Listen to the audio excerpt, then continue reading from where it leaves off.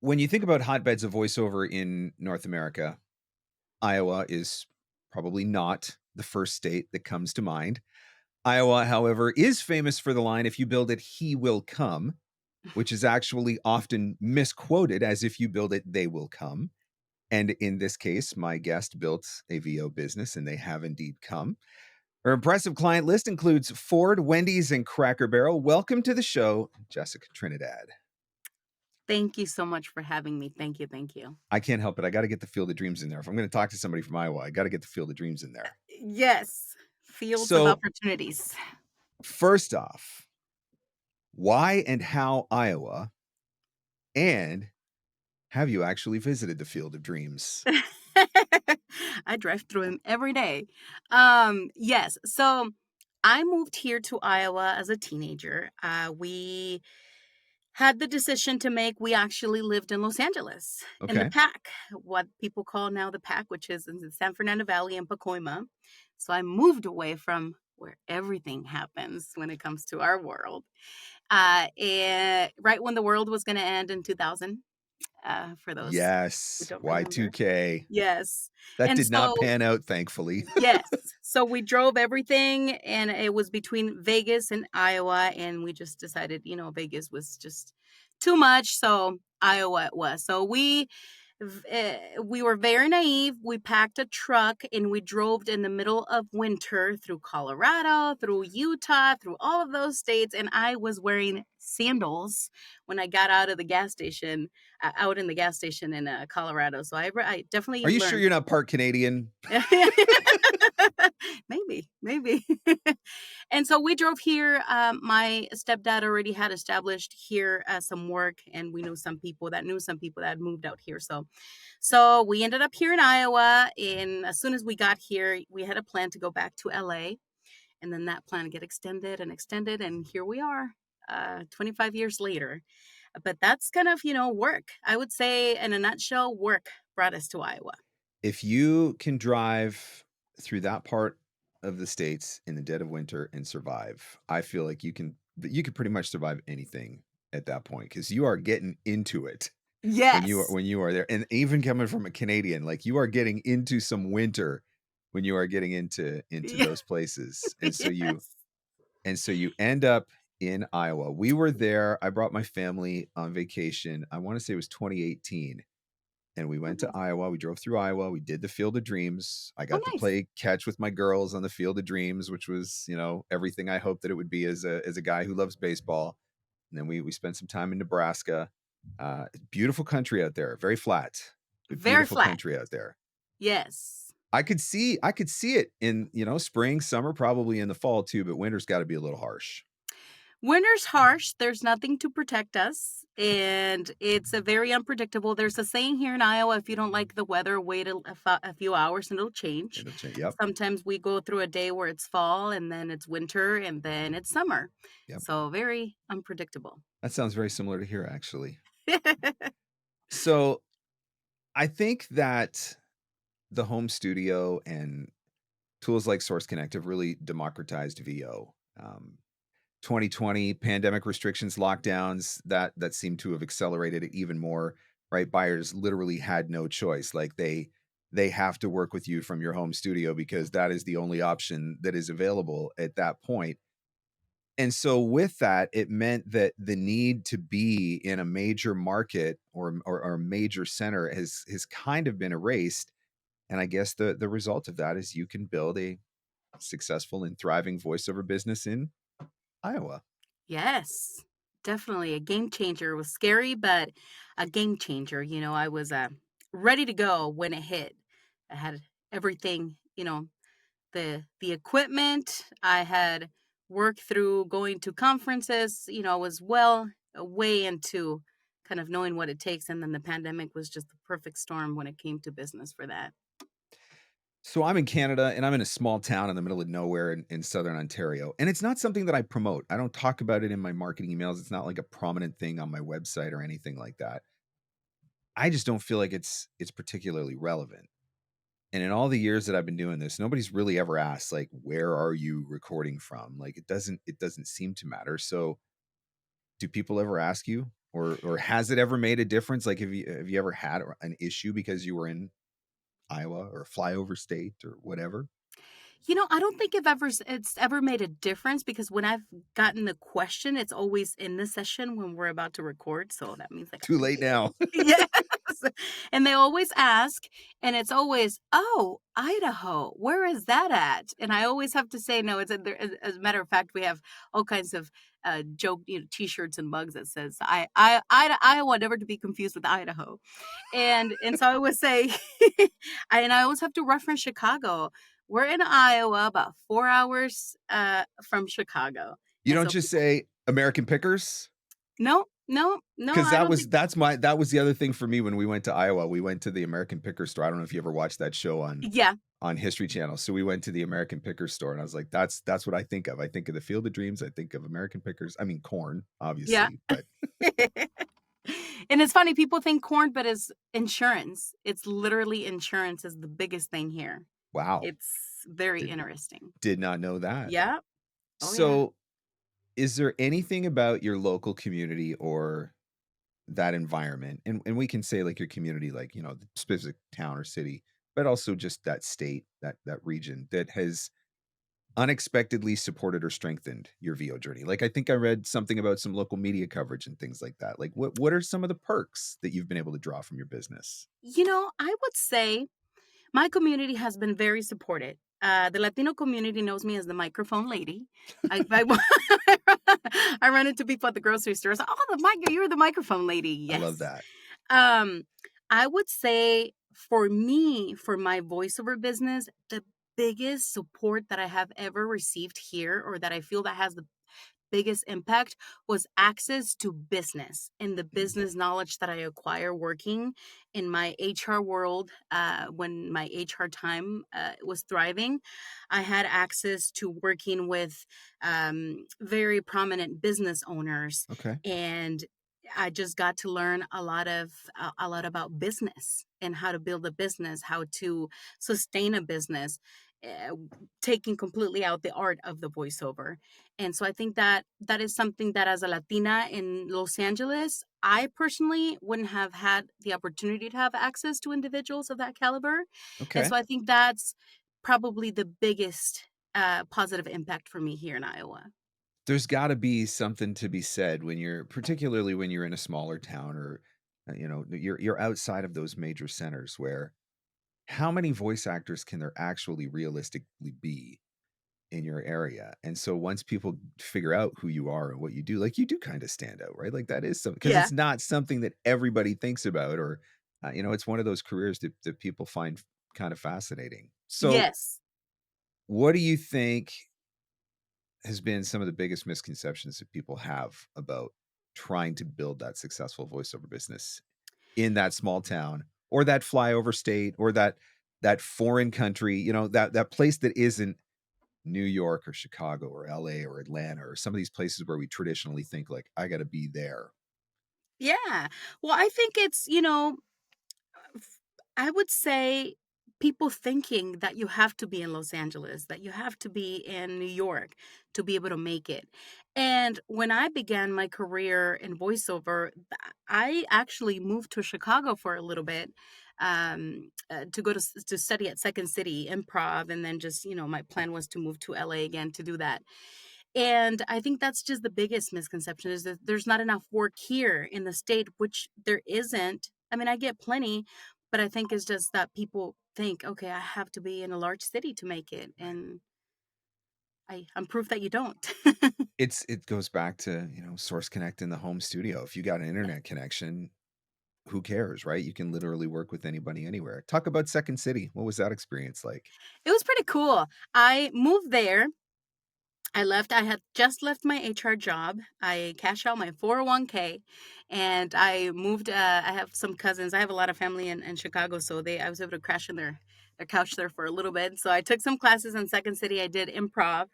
My last two classes, I ended up driving from here to last Thursday to do my class. But it was pretty cool. It was very to me it was very useful when it comes to when we have to ad lib or improvise, or they completely restructure the spots on the go when Yep. we're in session.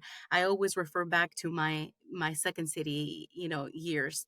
I only took the improv program that they offer, but it was very helpful. It was I mean, you got to be a kid. What I remember from it is they explained how the program started and how they were kind of adapting children back to society and trying to help them be kids again because of the child labor thing.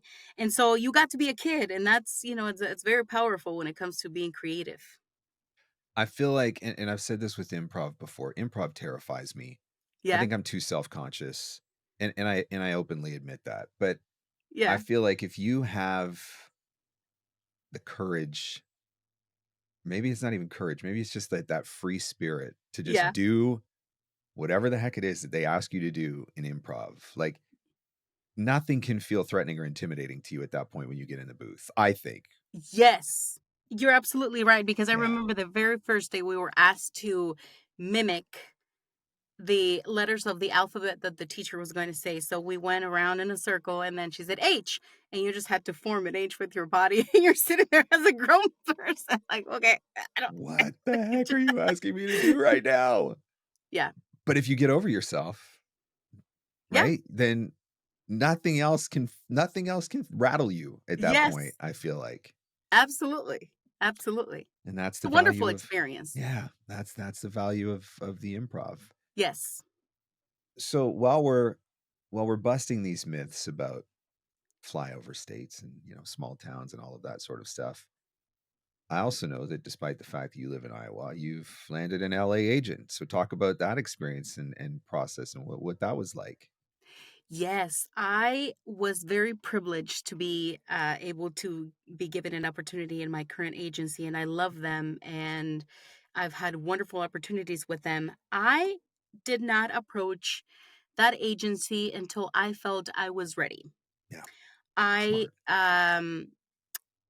did a lot of work on my own, a lot of productions, small productions, I wanted to build a good portfolio, and I wanted Mhm. to have that good experience of being ready. Yep. And I had one of my colleagues happens to be represented by that agency, and he was kind enough to refer me, and they looked at my work, and they asked the questions. Do you have a booth? Can you self record? All of those things. And I was in, and I landed a major gig within months, and it's been a wonderful experience. But I would say for me the biggest thing was to be ready first Wait until before you're ready. Yeah. because once you open the door and you're not ready, and I mean, the door may not open again. It's that whole you never get a second chance to make a first impression thing, right? And I think we get Yes. so excited about the prospect of having an agent, and Mhm. sometimes we try too soon. And if you try too soon and you screw it up the first time, it is going to be a lot harder to get that second look. But it's proof again that some of these myths and misconceptions that we carry, even still today, which is honestly kind of surprising. 10 years ago, I could understand why you would have thought you'd be so much better off in a major center, right? Yeah. But the internet really has changed things. Source Connect really has changed things. Home studios really have changed things. I mean, sure, do certain things, is there an advantage maybe to being in LA for certain types of things? Yeah, I suppose probably. But then I also look at Christina Malizia and I look at her career and the things that she's done, and she's not in LA anymore, and she's still doing Yeah. all the same work and all the same opportunities, and she's doing it from, this beautiful place in, the country in New York State. And Yeah. so it just goes to show that some of those stories that we tell ourselves are not necessarily true. But I know another big part of your story is that you are a first generation American daughter of immigrants. So talk Yes. about how that has influenced you and your career. Absolutely. One of the biggest things that I'm a very proud. I always say I'm a very proud Chicana. And I don't know if you're familiar with the term, but it's the name of individuals who are born in the United States of parents, Mexican parents, and I Okay. think it's become more of Latino parents. Yep. And part of my heritage, my heritage is very important to me. And one of the things that I struggled at the beginning of my career back when I started was minimizing my accent. When I Mhm. started, the Hispanic English with a little bit of Hispanic accent still wasn't a thing. Right. You either had neutral English or neutral Spanish. Okay. And as a matter of fact, one of the individuals that did my first demo said, market yourself with your English language, with your English demo first, because you'll be labeled as the Spanish girl and then you won't get that many opportunities in English. And so to me, it was finding a balance of, okay, how do I maintain my flavor, my energy Yeah. without, compromising my career? Thankfully, things have evolved to where it's more, accepting and Yeah. accepted, it's more diverse.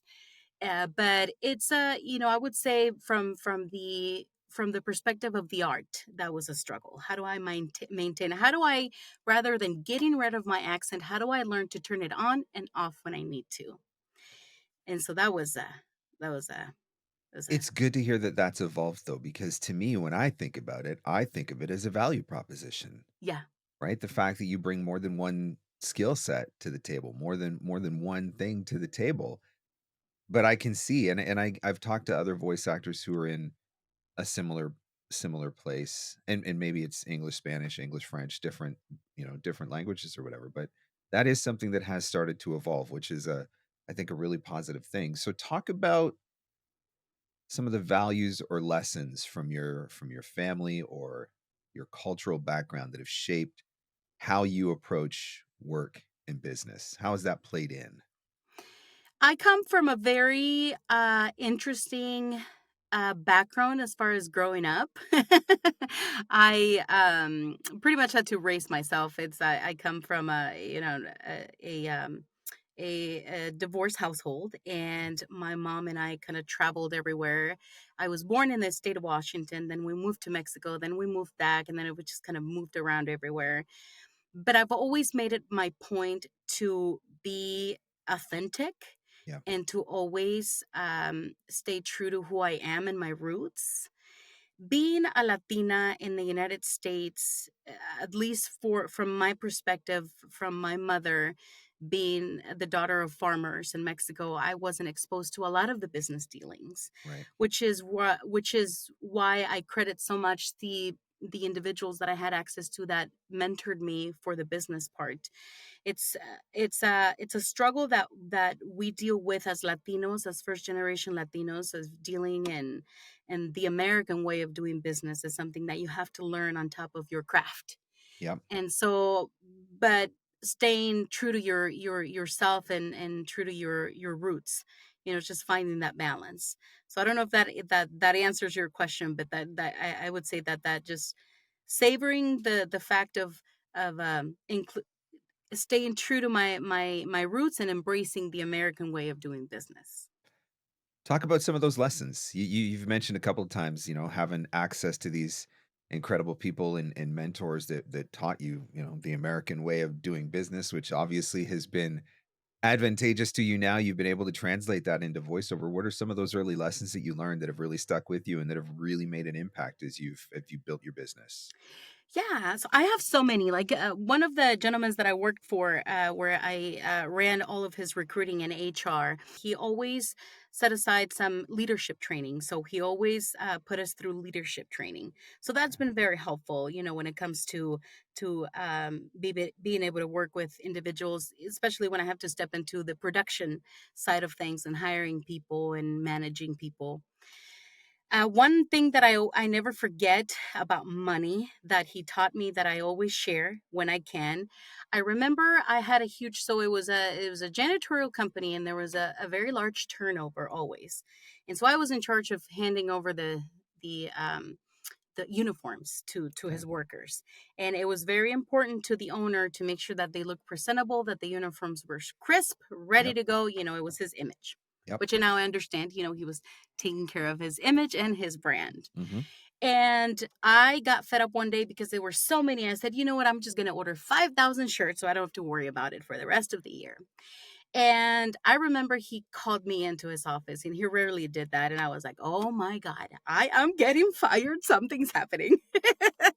And so I walked in and he said, Jessica, can I ask you why you ordered 5,000 shirts? And I said, well, because we have so much turnover and sometimes I'm behind and I can't give them nice crisp shirts like you want them to. And he said, oh, okay. He said, do you think you can get away with 1,000 in the meantime, say for the next couple months? I said, yeah, I think so. And you'll have enough supply to give them. I said, yeah. He said, okay, let's do that. And I'll explain to you why. If I let you buy 5,000 shirts, I am going to spend, say, for the sake of numbers, Yep. I'm going to have $10,000 tied up in those shirts. Yep. But I can have $2,000 tied up in those shirts and I can take those $8,000 and invest them somewhere else and grow them while those shirts are working. And that just, made it so that just opened my mind to the importance of investing and managing your money. So things like that I could have never had that conversation with my mom because my mom was struggling trying to figure out how to Yep. pay rent. And that's not the stuff they teach you in school, even though it Exactly. should be the stuff that they're teaching you in school. So to have Right. access to that kind of knowledge, and then ultimately to be able to put that to practice in your own business, being strategic about where you're investing, Yeah. understanding opportunity costs, understanding ROI and those sorts of things, all those lessons that you don't otherwise get anywhere else. Man, that's amazing to have It that is. experience and that opportunity. Yes, and about credit, I was struggling when I started my business, but he always said credit, if you think of credit as investments and if you're using your credit to invest rather than buying something that you want, but you Yep. can't afford, you're okay to get in debt, and, for someone who's out there struggling, and they're right there where they need that good microphone or, that new computer. I go to pawn shops all the time and I buy used equipment. The only thing I don't buy used is my microphone because I just get grossed out by saliva. Understandable. There's Yes. some stuff going on there. Yeah, Yes. that makes sense. But that's, a way that you can leverage those type of things. Buy yourself a a MacBook or that microphone that you need to give good quality audio because that's an investment that's going to pay you back and then some, Yep. So those are the things that I would have never been able to learn, you know. Those are And good lessons too. Like, it's something I think about. Like, I'm on a cycle where my studio computer gets upgraded every 4 years, whether it needs it yeah. or not. And I have that in place for a reason. And when I plug in the new computer for the first time and I run some processing on an audio file that I've done, and the old computer took 5 minutes to run it because it was 4 years old and a little bit slower, and the new Mhm. computer does it in like 12 seconds, and I'm like, Yeah. "That's why I just spent the money to upgrade this computer, because every time that I have to process one of those files and it goes 50% faster, 60% faster, 70% faster, I am gaining back time that I'm able to Yes. put towards something else." And I didn't always think of it that way, right? I just looked at it, Mhm. "Oh, here's another expense. I gotta put down Right. another more money out of my pocket," or whatever. And there's definitely a perspective shift that happens when you start to see some of those things as, okay, there are expenses, legitimately, Mhm. but there are investments. Right. And like you said, using credit the right way Right. makes a big difference too. That's really cool that you had the opportunity to learn some of those things, and I can see how that would have a big impact on you when you're Yes. starting your own business and you're trying to figure out, especially if you didn't have somebody to look to for good money lessons. I mean, I was Right. that same way, right? I didn't have any rich family members that were teaching me all of this stuff or whatever, right? Like, so learning those lessons is so important. That's really cool. So Yeah. money lessons, is there anything else that you've walked away and thought, man, maybe you didn't recognize it at the time, but now that you look back in your business and you're like, "Oh, I can see where I applied that one and that one made a difference." Yeah, there was another it's the same group of gentlemen that own different businesses and I would say the building relationships, they always made it a point to people first, put people Mhm. first, put their employees first. Yeah. And I've always used that and I use it in my life in general. And and the principle is to always strive to make relationships with people not because they're doing something for you or that you can get something out of them, but rather build a solid relationship, align with people that align with your, your moral compass, Yeah. your ethics, and then build a relationship first. There are people, you are somebody, I'm somebody, an agent is somebody. We're all people that are living a human experience, that are have either been through or going through or gonna go through something in life. And we're humans, and we're humans first. And to me, it's always important to build a connection first, and then the rest comes, the rest is the cherry on top. uh, a contract with an agency is a cherry on top, but you build a relationship with an agent that it's a lifelong, relationship with colleagues, with everybody and your business. I think that's another thing that I've learned from those gentlemen is people first, because I mean, the relationship is what's important. The rest of it is the outcome of a beautiful connection, if that makes sense. That's so important because I think it's really easy to let this get transactional. Hmm. I'm the voice actor, you're the voice buyer, I'm the service provider, you're the client. Hire me for this job, send me an invoice, or like this whole thing. It can become very, very transactional and you can forget about the relationship side of it. But one of the things that I've said in the past I do a lot of reading. I read a lot of business books. Read a lot of biographies of, great leaders, Hmm. entrepreneurs, things like that. And if you asked me to distill some of the most valuable lessons from all of those books that I've read, I would say probably easily in the top 3 is the power of your network and the Yeah. relationships of the people that you have. And if you look at anybody who is influential in any way, whether it's a company CEO, a business leader, entrepreneur, political figure, whatever, I can promise you that behind them is just the most ridiculous network that you can't even imagine. Yeah. And those are relationships that they've spent a lifetime nurturing.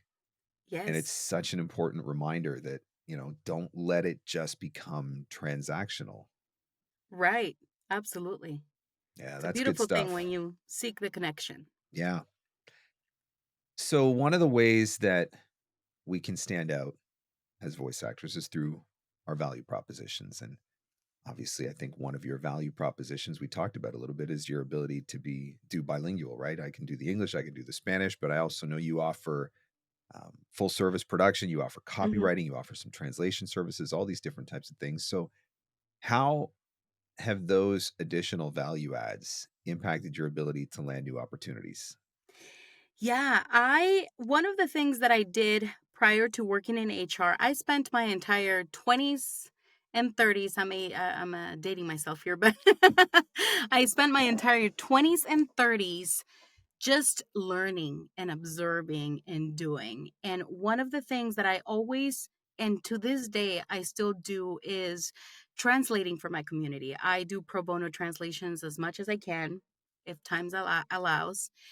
And I did a lot of translation, and so I got to know how the Latino community communicates, because I always, opportunity that I can, I always remind people that the Latino immigrants that you encounter in the United States are a mix of individuals who come from very underserved communities, and maybe 1% of highly educated individuals that are running because of political issues or domestic violence things. I flipped Yep. burgers with an attorney in California when I was a teenager. So you get people from all walks of life. Yep. But the majority of the people are here from underserved communities. So I learned the technique to be able to communicate and convey the message in a way that they understand. Even in Spanish, it's not just about translating a huge complex text in English to Spanish. It just, it's going to go over the head.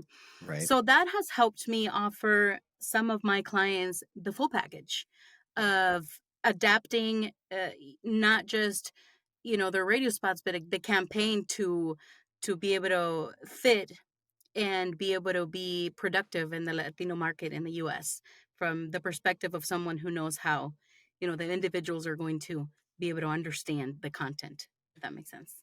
And so then it's a situation where the more problems that you can solve for someone, the more value that you have to offer, the more value that you have to add. And so it's one of those things that, you know, look at the skill sets that you have, what you bring to the table. Do any of them complement what you're already doing as a Yeah. voice actor? Can Yeah, you add those absolutely. things into the mix or offer those extra services? And Yeah. that's how you stand out from, it's one of the ways that you can stand out from every other voice actor who's just offering voiceover services, Yeah, right? absolutely. Yes, absolutely. So my guess is you probably feel this, but I could be wrong. But I'm in a small town. I'm kind Yeah. of in the middle of nowhere, and sometimes it is really easy to feel isolated from the community, and I say voiceover community. Um, you don't have access to the same sort of opportunities maybe to get involved as you might in a larger city. So Right.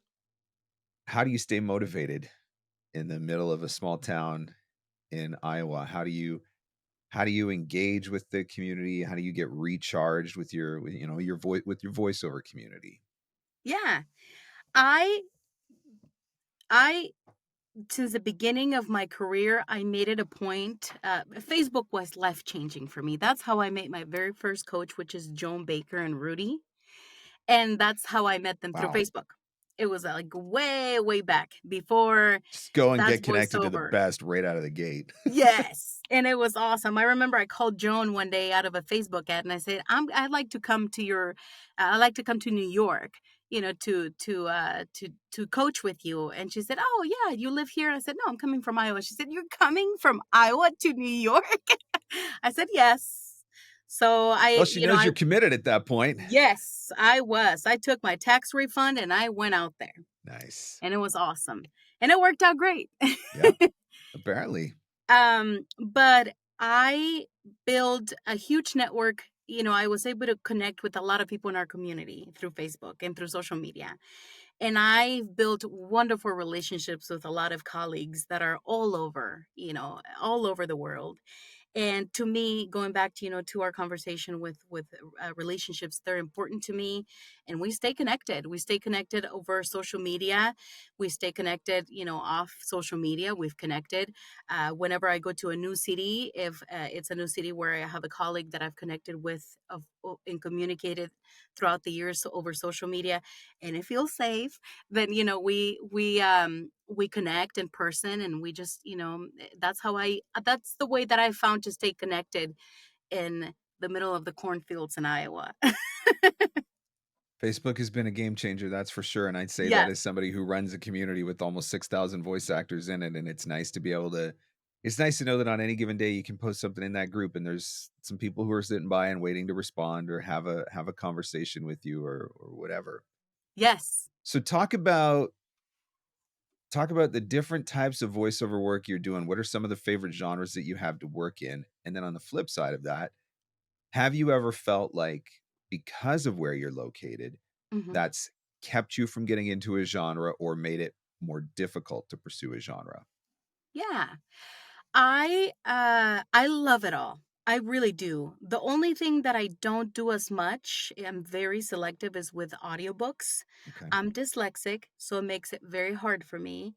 And I narrated an audiobook that was a manual. It's actually for Canada, and I narrated I think it was 480 pages of Oh, wow. technical text, and Woo!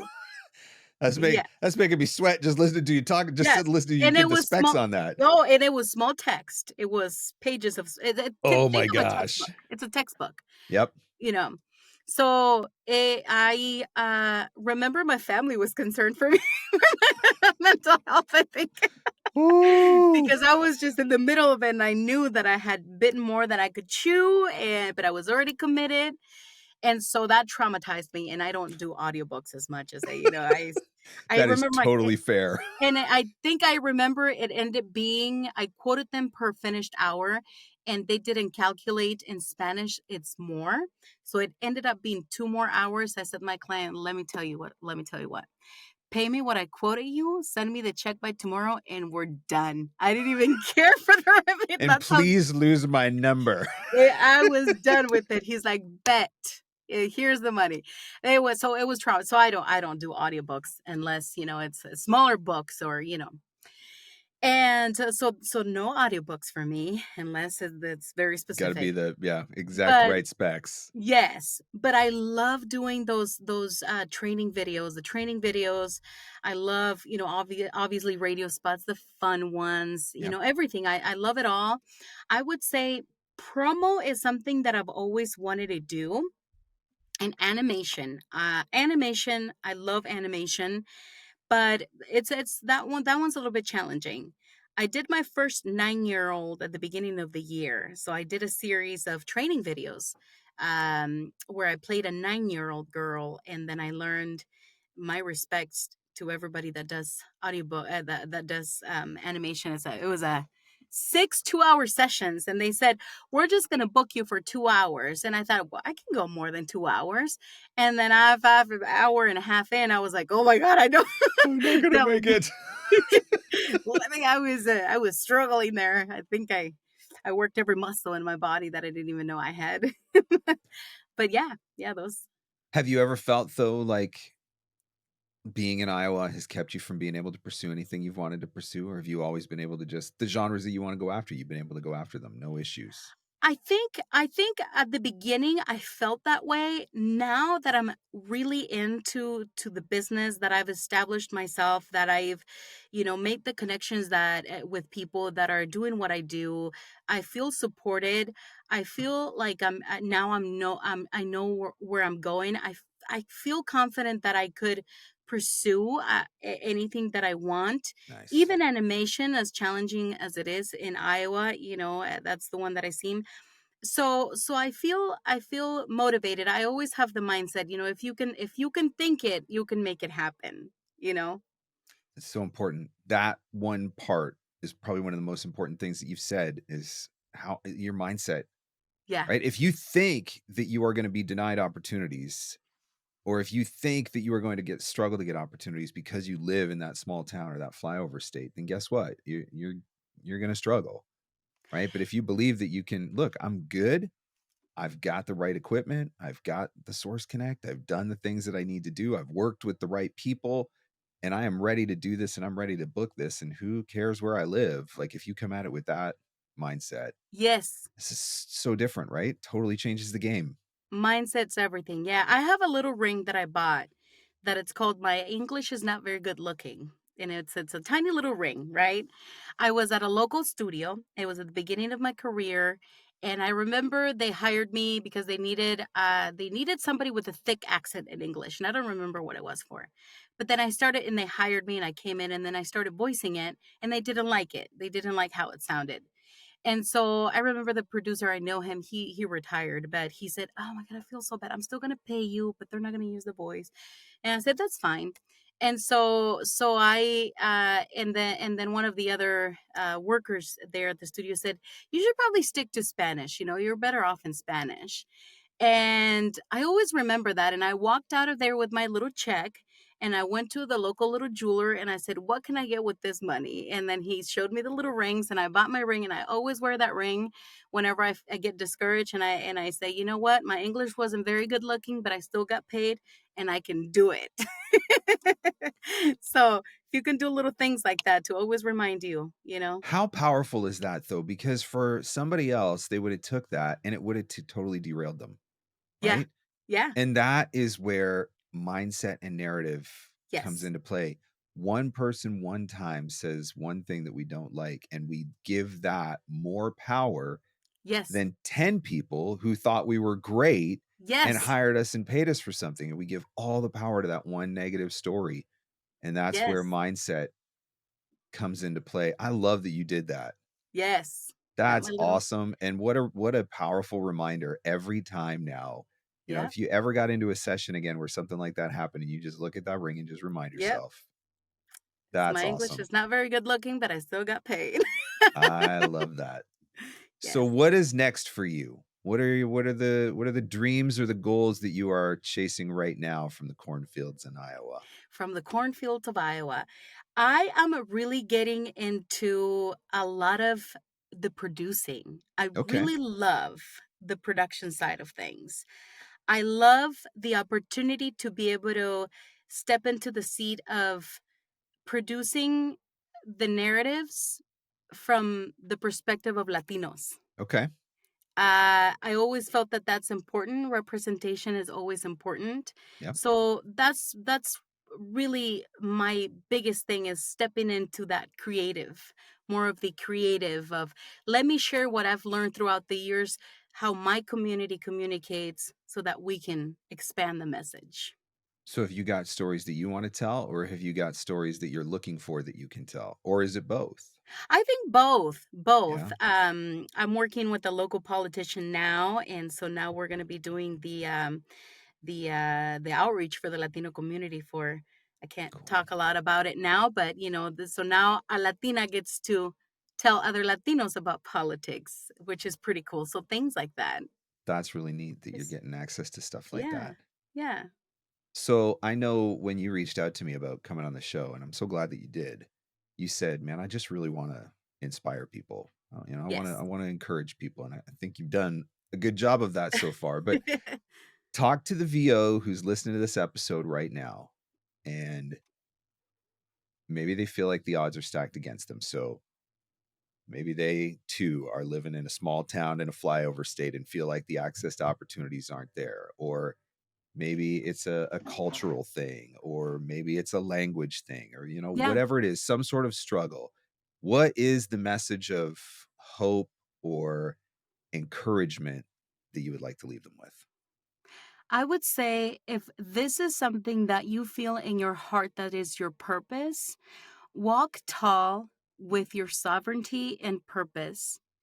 And don't give your power away. Like we Yeah. said, don't give people the power to tell you that you can't do it.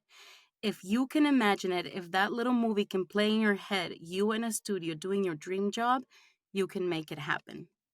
The rest of it is struggles. You fall, you wipe yourself up, you tend to the wound, you heal it and you keep it moving and the biggest thing is don't give your power away Yeah. and walk tall in your purpose. That's where I want to just say, can I get an amen? I mean, Amen. that's it, man.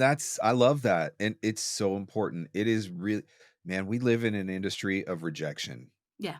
Every day you get up and you send marketing emails that don't get responded to. You send LinkedIn connection requests that don't get accepted. You send auditions that may or may not get opened. Right? It like it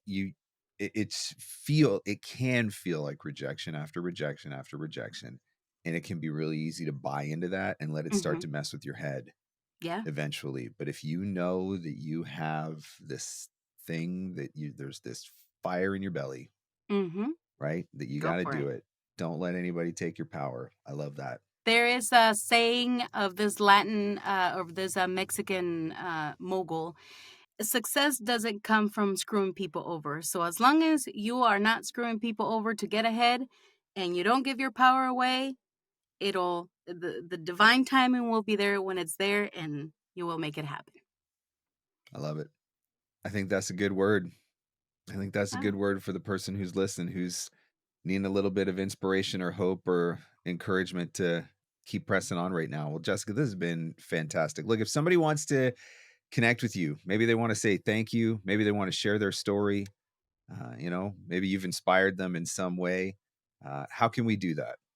yeah, email is always the best. I'm always in my email, and I give 1 hour of free coaching. I don't do coaching personally, but I every 1 hour, first come first serve per month, and I answer questions about getting into the voiceover industry or anything like that or encouragement. So, Right on. email's the best. Okay.